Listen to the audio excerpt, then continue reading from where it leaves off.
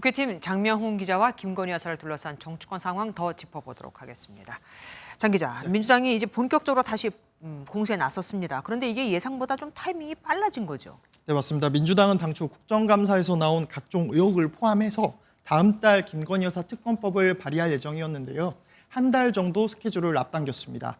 하루가 멀다 하고 명태균 씨 의혹이 쏟아지고 있고요. 결정적으로 검찰이 김 여사의 도이치모터스 주가 조작 의혹에 대해서 불기소 처분을 내리면서 여론몰이를 하겠다는 전략으로 보입니다. 그러니까 김 여사에 대한 국민적 분노가 막 극에 달아있을 때 네. 지금이 적기다, 뭐 이렇게 판단을 한 것 같습니다. 네, 맞습니다. 오늘 나온 여론조사 결과를 보면요. 대통령 지지율은 22%로 여전히 지지부진한 상황입니다. 네. 주목할 부분은요. 부정평가의 이유인데요. 네. 민생, 경제, 물가에 이어서 두 번째로 비중이 큰 게 김건희 여사 문제입니다.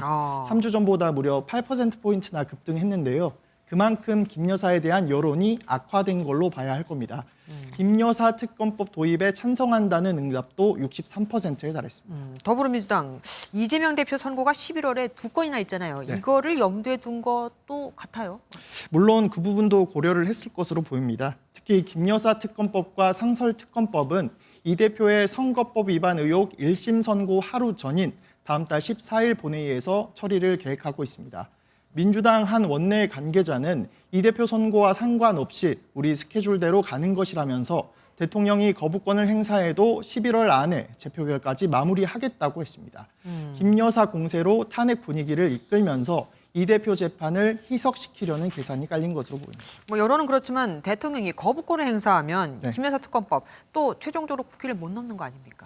네, 맞습니다. 앞서 리포트에서 보신 것처럼 한동훈 국민의힘 대표는 탄핵을 위한 정략적인 입법이라며 반대하는 입장입니다. 네. 다만 김 여사 관련 의혹에 대해선 말끔하게 해소해야 한다는 주장은 여전한 상황입니다.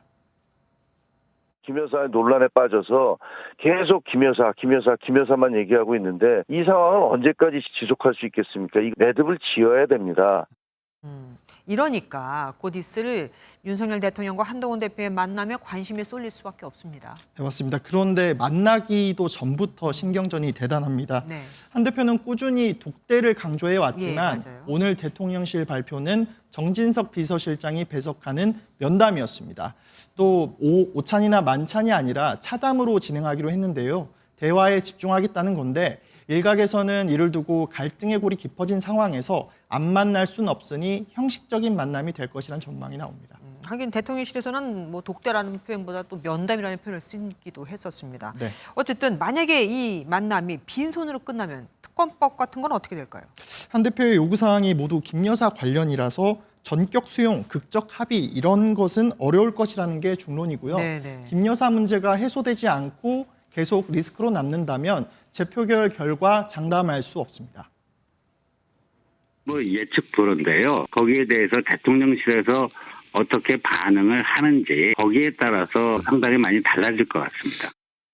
네, 친한계를 중심으로 8표 이탈 우려가 커지는 만큼 윤 대통령과 한 대표의 만남이 여권 분위기를 가를 분수령이 될 전망입니다. 대통령실은 이걸 또 신경 안 쓸 수가 없을 겁니다. 지금까지 장명훈 기자와 함께했습니다.